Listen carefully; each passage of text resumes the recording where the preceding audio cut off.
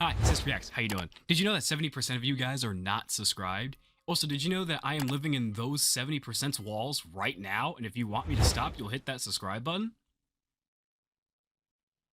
What is up, you awesome kisters? It is CistReactZ, guys. Today we're reacting to Game Theory FNAF, A Family Rebuilt Ultimate Timeline Finale. So make sure you guys hit the like button, subscribe to Game Theory, and comment down below. If you have not, go check out my reactions to the other two parts. All right, let's get into this bop. Game Theory, and the final part of my FNAF timeline, where today we're bringing our story to a close by talking about the most Wonder how much controversial part of the timeline, the part that I've been much dreading controversy most this of all, theory the end. made. The moment where we're finally forced to come to some definitive and difficult answers, trying to explain what the heck we were watching in Security Breach. The last two episodes have been about death. The death of Afton's family, the deaths of multiple children, the death of the franchise itself as Mike and Henry figuratively and literally crazy burn it all topics down. to be talking about for a video game, and but the current end of it's this FNAF franchise is instead all about rebirth, the return of old characters in new forms, and the controversial rebirth of a franchise entering the next era of its story. But before we hop into the timeline, due to scheduling conflicts, I won't be able to have any live talk back after this episode. I know, I promised one, I was really excited about it, but I just couldn't make it work with my schedule and all the other guests' schedules. That said, I still do plan on doing one. Poor everybody. Make sure you subscribe to MATPAT. All right, let's get into it. Fazbear Entertainment was dead. There is no need for you to return to work next week, as Fazbear Entertainment is no longer a corporate entity. Can you imagine just getting a letter like that, or a message like that? The company was outright dissolved. Even the memories of the horrors that had happened there started to fade away in the public consciousness. That'd be a horrible way to start your week. William was dead. Henry was gone. A whole generation of young Emilys and Aftons had lost their lives to the horrors of the pizzeria. All of them collateral damage to the man in the bunny suit. Everyone behind the slaughter ever touched was dead and gone. Well, all except one. Pay your child support, you deadbeat! I'm keeping the diamond ring. I also set the house on fire! Clara Afton. She'd been there in the early days, back when things with William. Oh, he's calling her Clara because they'd had the perfect home, show. Thriving business, the ideal family. But shortly after their youngest son died, things started to change. William had become distant, lost in his work, obsessive. She had watched him change from this irritatingly brilliant man that she had fallen in love with to a drunken monster struggling to hold himself together. Jeez, and despite her trying to reach out to him in those desperate days, he was just too far gone. People really theorize heavily that that is like his wife singing. I don't know why my tongue did that movement. I couldn't get the words out, so I just stuttered hard. Admit it, you wanted to let me in. For her sake, she had to leave the relationship, and from there, she largely faded into obscurity. A mystery from William's past, a footnote in his history, and that was fine for her. Like, I really do wonder if that's like actually meant to resemble. Never wanting to hear the name.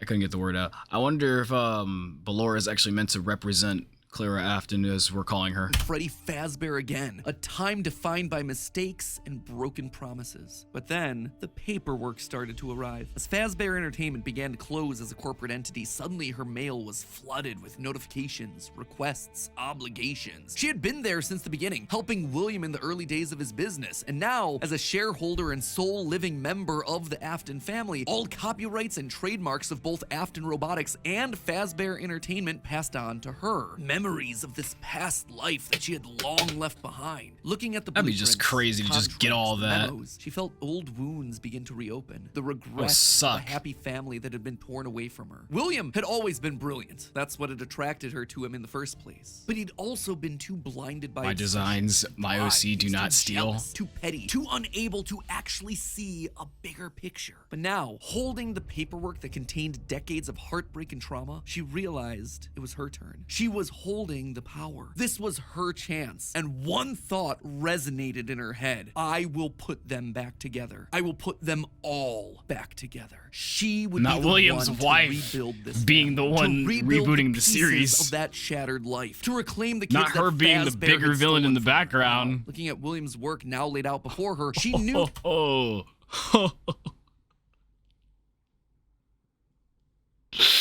I just know Twitter is pissed. Like, I know everyone in his comments is pissed. Twitter's pissed. But I've never seen one person ever theorize that Miss Afton might be the one pulling strings from behind this time.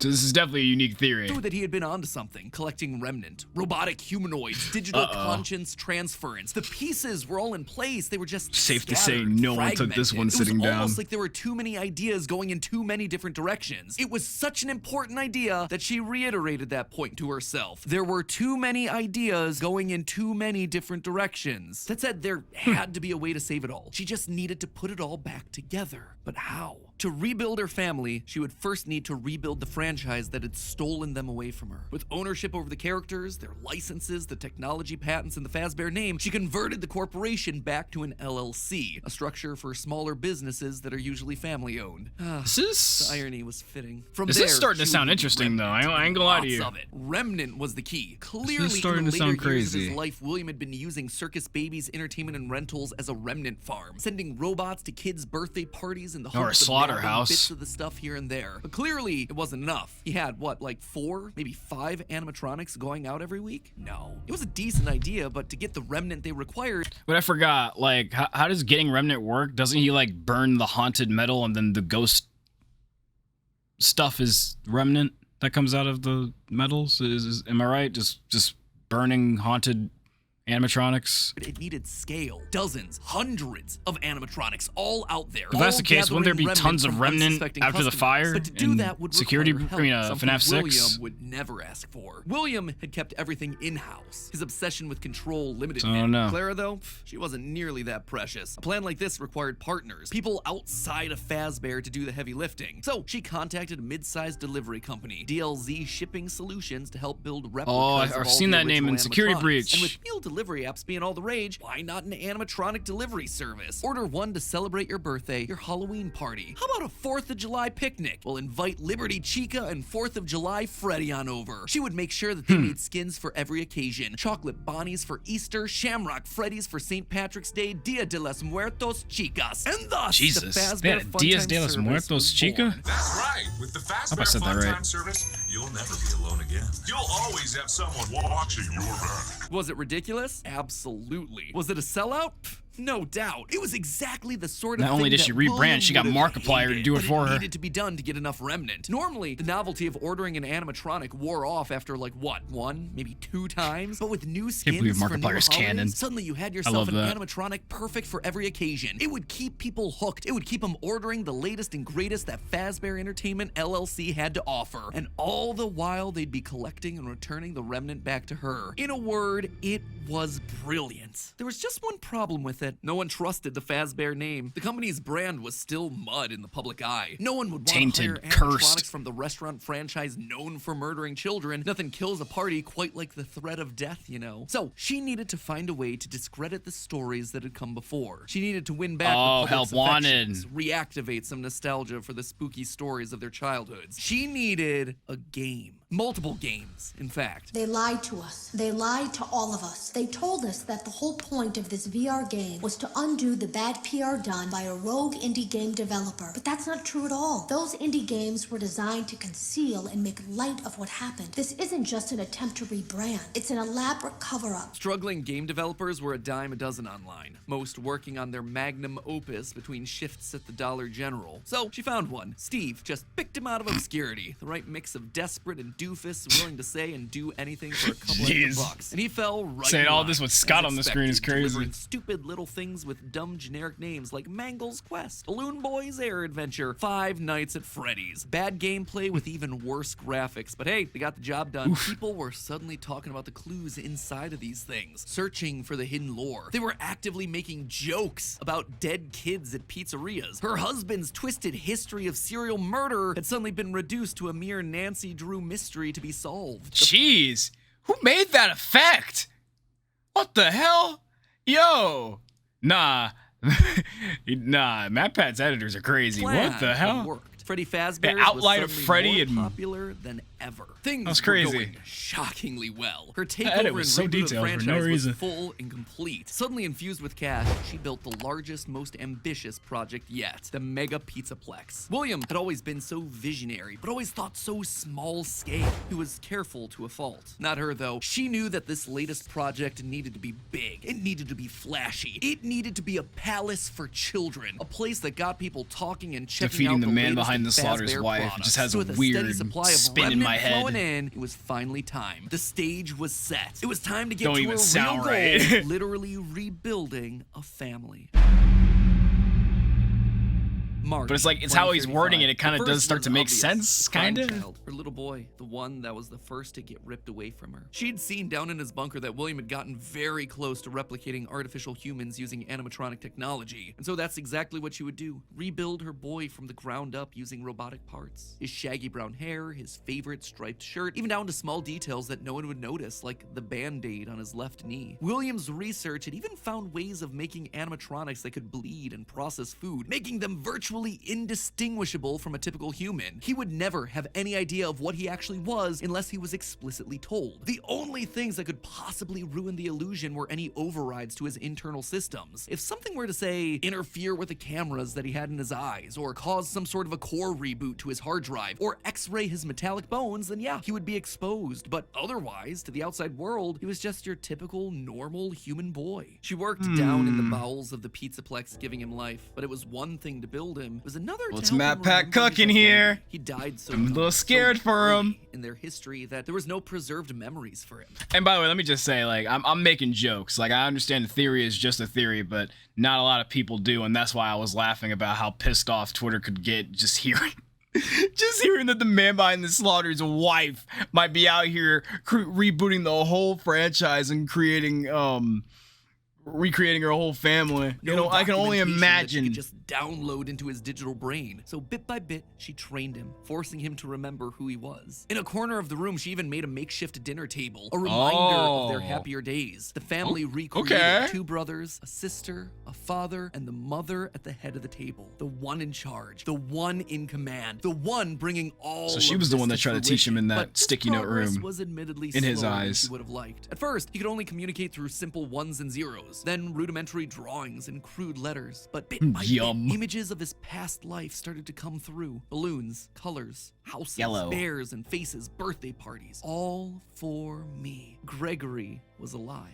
As the robot boy embraced her, she felt a warmth that she hadn't in decades.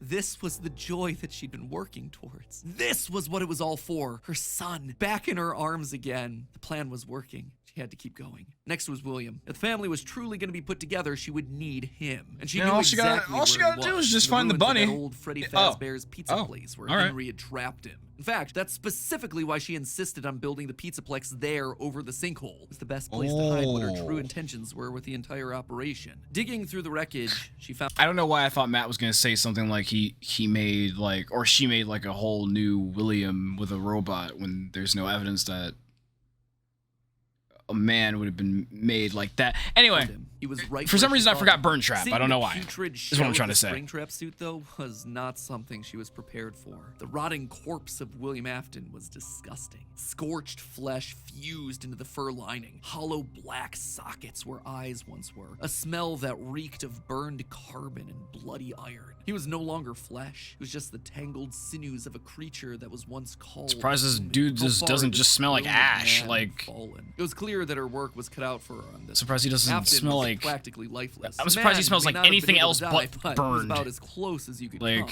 And his body would need a lot of reconstruction. That body needs to be Replacement fully arms and burned endoskeleton reinforcements to were the top ash priority. dust. Maybe pulled from their new line of glam rock gone. animatronics. She'd have to see if they had any spare Bonnie parts lying around that they could steal. In the meantime, though, she threw the husk that was once her husband into a life support pod infused with aerosolized remnant to help keep him stable. But more important than Aerosolized recovering his remnant? body was recovering his mind. In his current state, he was comatose, an empty shell. Severe brain damage starts at temperatures over 108 degrees Fahrenheit.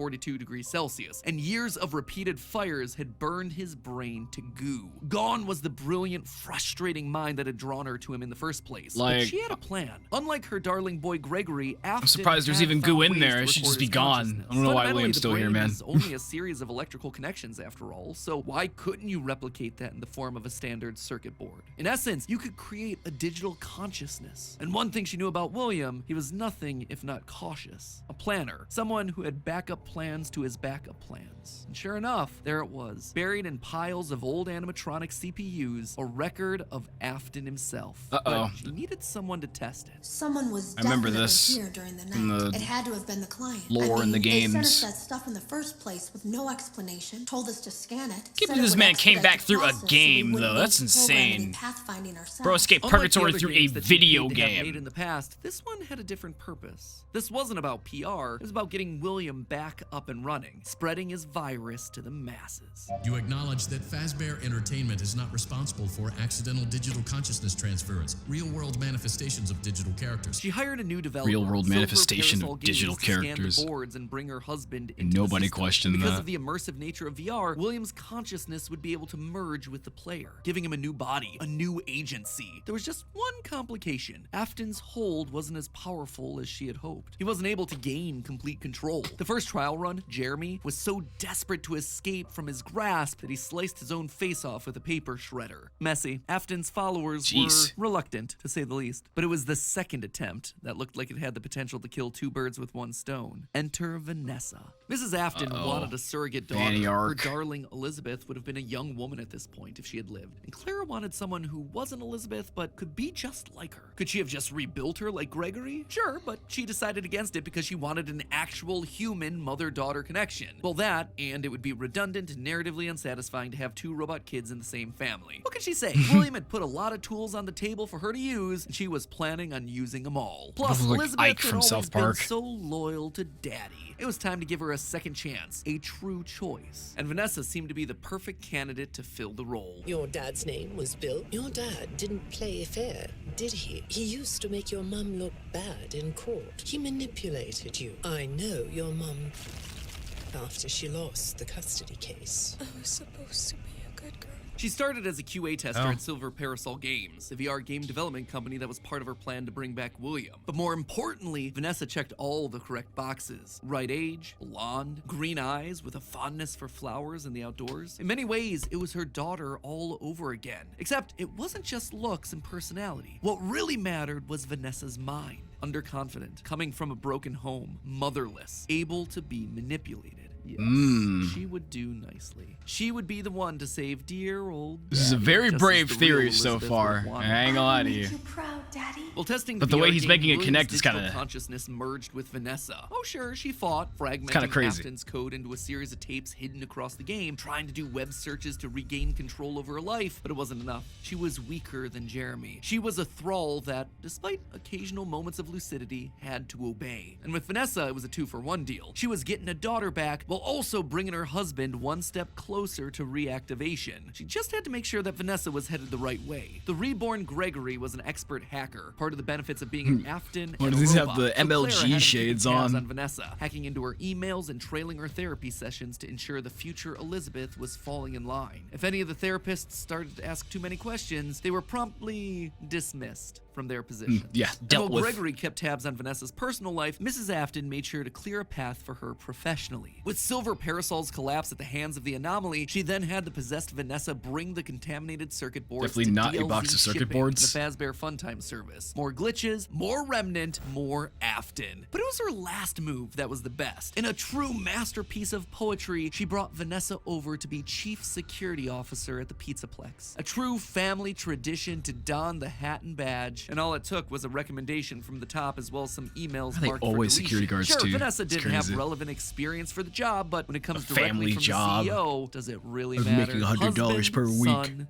daughter, a corpse, a robot, a human. All that was left was Michael. Poor, troubled Michael. The boy that killed her youngest. The one that would spend years trying to make his guilty conscience right again. A self-professed protector. While she knew she needed him to complete the family, something told her that the problem had already solved itself. Something had shifted when using Glamrock Freddy to excavate the buried pizza place. I have been here before. I found myself. Jeez, he looks like he knows all the answers to the universe with those eyes. Changed. My friends are here, but I can protect you.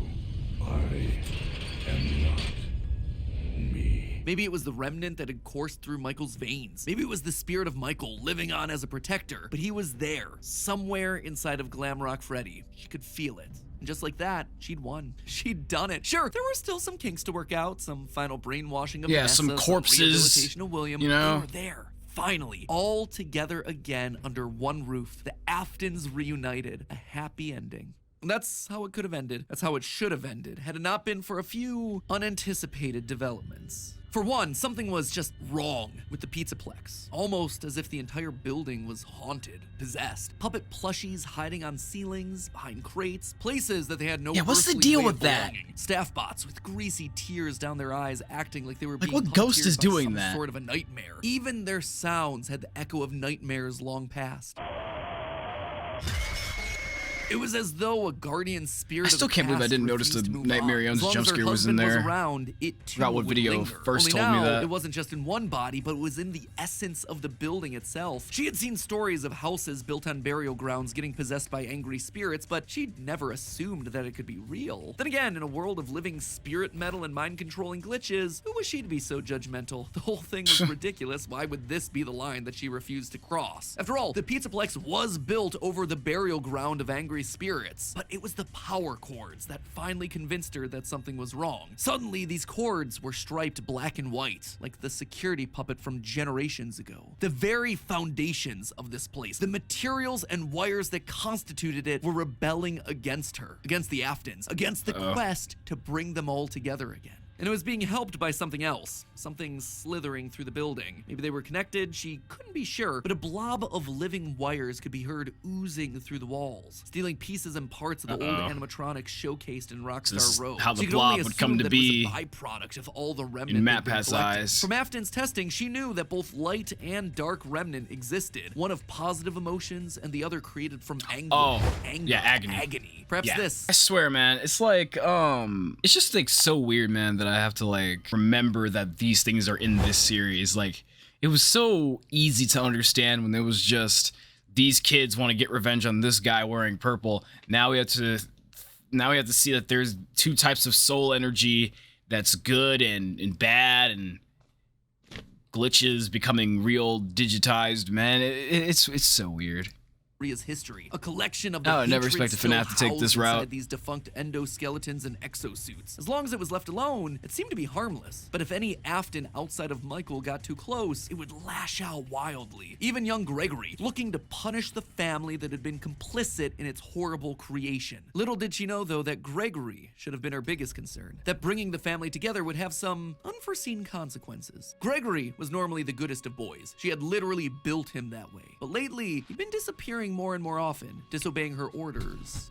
Requests. She knew that he loved playing on the arcade machines once the Pizzaplex closed, being so good as to top the leaderboard on practically all of them. But lately, he was nowhere to be scores found. in the She suspected 100,000s. his absence had to do with Glamrock Freddy's That was failed 24,000, performance never the mind. other night, when he malfunctioned live on stage, almost as though the core programming of Freddy responded to seeing this rebuilt small boy. Almost like it awakened something inside of him. She'd have to make sure that Vanessa was on the lookout for him, but she'd soon come to learn that Vanessa wasn't enough. Whether it was the influence of the nightmare puppet or a reawakened hatred of animatronics seated deep in Gregory's code, something had caused him to rebel, to rip apart each animatronic in the Pizzaplex. Bit by bit, this boy was tearing down the empire that she'd so painstakingly built, freeing Vanessa from her mind control, destroying the remains of Afton in the basement, setting Glamrock Freddy loose. As her carefully created world crumbled around her one more time, she began to plot her revenge. She would have to bring them all to ruin. And there you have it, my friends. Nearly a decade in the making, my FNAF timeline for where the franchise is here in 2023. The year of Fazbear Frights, by the way. As always, it wouldn't be right for me to finish without going over some of the more controversial takes that I just handed out. I think we can all agree that this part of the timeline was always going to be the hardest. So let me just break down some of the major points. First of all, the biggest swing of this episode is obviously the one that everything else rests upon, Mrs. Afton being the CEO of Fazbear Entertainment LLC. Here's why I went with this route. Now, first and foremost, the The head of Fazbear Entertainment is the single biggest mystery that we're meant to solve at this point in the lore. The Ultimate Guide brings it up repeatedly. Who's running the show? Who is okaying these decisions? And in the security breach memos, we get multiple mentions of someone manipulating things from the top down. Whoever this is, they are the person driving forward every other facet of late stage. So this didn't come out of nowhere. Here. Okay. They're the puppet master who's hiring the indie dev. They're the ones relaunching the brand, building the Pizzaplex over the burial ground. So see, I thought it just kind of came out of nowhere. That's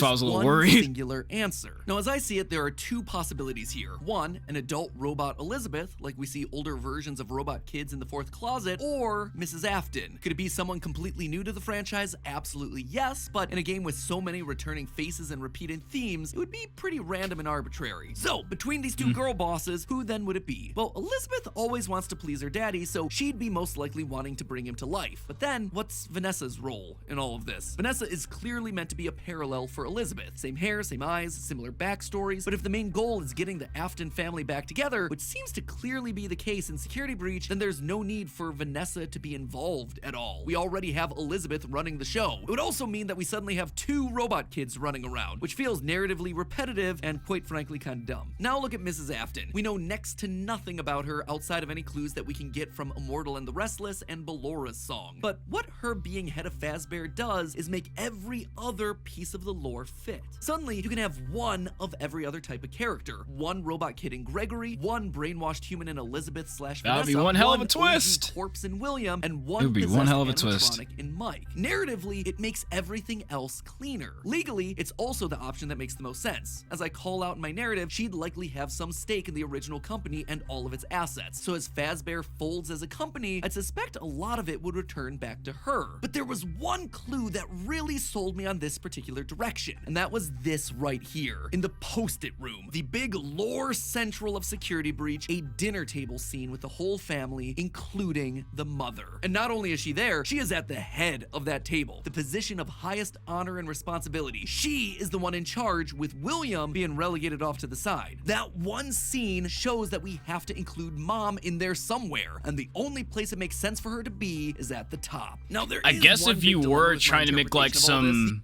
if you were trying to make some example table to teach some kid how to be your son, you would put yourself, like, I guess in the main display while you put everybody else on the sides. Yeah, I guess. The Ultimate Guide really seems to point out that the head of Fazbear doesn't want the glitch trap virus to spread. They call out one particular email in FNAF AR where the legal team calls a cease and desist to all action about scanning the circuit boards. And even in FNAF VR, we're told that the circuit boards get stolen back by the client, presumably once they realize what danger is on there, trying to stop glitch trap before he spreads and gets out of hand. Here's the problem with that though, if the head of Fazbear doesn't want Afton to rise again, why'd they restart the company in the first place? Why'd they build over the FNAF 6 pizzeria? Why'd they go through an elaborate cover-up to make possessed Vanessa an important part of the company? Just doesn't make a whole lot of sense. It would be the most inconsistent series of actions ever, but I did want to call attention to it since it seems to be the route that the official guide is trying to steer us towards. Moving on to minor point number 1, the Five Nights at Freddy's games were made by the Rogue indie developer. Here's the thing, FNAF VR opens with this line. That's why we have recreated many of these completely fictitious scenarios, lies, that you've been fed over the last several years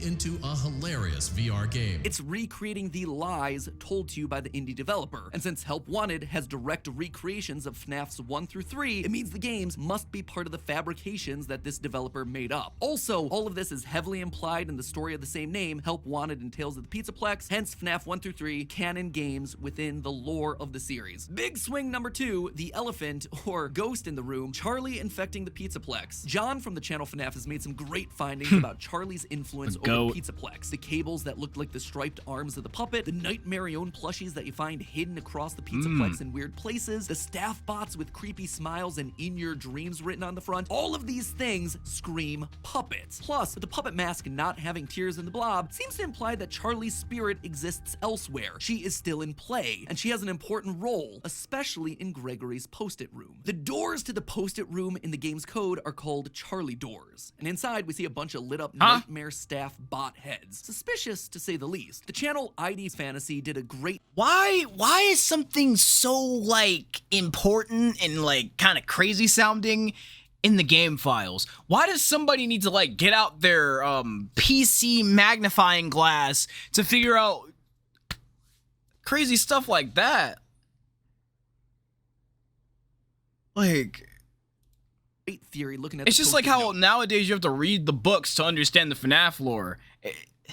Now you gotta also remember once all these games come out to look into the game files, or you'll miss something like Charlie's Door. It's concluding that the crying child / Gregory isn't alone in this room, but rather might be communicating with someone. A spirit, Charlie. Charlie's spirit seems to have pulled a poltergeist. Instead of controlling one thing, she's affecting a lot of little details, foundational elements of the Pizzaplex. And this isn't the first time that we've seen this in the franchise either. We've seen spirits communicating with people through physical writing in the survival logbook. So we I know was that just this thinking is an about that. established means That's of crazy. spirit communication within this franchise. And I suspect that to some extent it might be Charlie's influence making Gregory go haywire. Which brings me then to my final and probably biggest controversy in recent FNAF history, Gregory as Patient 46, the evil robot mastermind. Now, I know when I first came out with this theory a year ago, people were mad. But here's the thing, you don't have to take my evidence points for it anymore. The recent Tales from the Pizzaplex story, GGY, basically goes and just outright proves it. In GGY, we find out about a boy named Gregory who's getting all the high scores in the Pizzaplex arcade machines. When therapists start to go missing, it's confirmed that GGY is the one that's working to bump him off, tied the code. He even chooses the code name Dr. Rabbit, for crying out loud. But obviously by the Dr. time Rabbit. of security breach, Gregory is working against Burn Trap, Vanessa, and the animatronics. Why? How? Well, it's not really clear. I tend to believe that something must have happened to cause him to either lose his memory or be reset in some way. Maybe it was Charlie talking to him in his post-it room. Maybe he hit his head. Maybe it was the Maybe connection he that hit his made head. Mike on stage in Glamrock Freddy. Not exactly sure, and I don't think we have enough clues to solve any of it yet. But it makes sense from a story perspective why he'd start off evil on Afton's side and then switch to trying to destroy him and not knowing who he is in security breach. And with that, my friends, I'm wrapping this thing up. Congratulations, Jeez. we are on page 40. 22,000 words of FNAF, baby. Wow. Practically just wrote myself a Tales of the Pizzaplex short story. Have I answered everything? No. Does everything fit cleanly? No. But does it feel like the best and most cohesive narrative for all these characters that addresses most of the evidence we're given? Yeah. For me, honestly, it I like really how does. not all Let's of be that- honest with ourselves.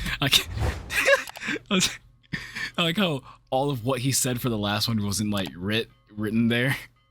Like the editor said, I ain't got time to write all that shit. The DLC will probably come out later this year and prove me completely wrong. Wouldn't be the first time. Then comes the movie, whatever. My descent into madness continues. But regardless, I am so proud of this. This was a massive undertaking. And I'm so proud of our editors who have just destroyed the editing across all 4 of these installments. You guys are the best. Thank you for pushing through on Good to see 20 editors plus being minute highlighted. You love to uploads. see it. You are love to see it. unreal, and your talent is unrivaled. I'm so lucky to work with you guys every single day. They and have like the I mentioned details of before, their keep an faces. eye on the channel for an announcement regarding a talkback live stream with some special guests. Was I right? Was I wrong? I want to hear your feedback, so that one's coming up soon. And with that, my friends, we can finally rest. I can leave the demon to its demons with one final Leave the reminder demons to that it its was demons, all good just a reference. theory. A game theory. Thanks for watching.